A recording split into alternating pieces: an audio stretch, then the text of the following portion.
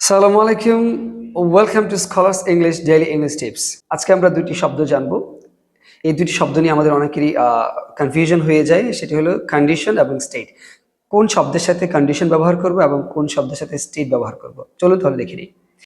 Number one, good condition, excellent condition, physical condition, poor condition, human condition, perfect condition, no condition, better condition.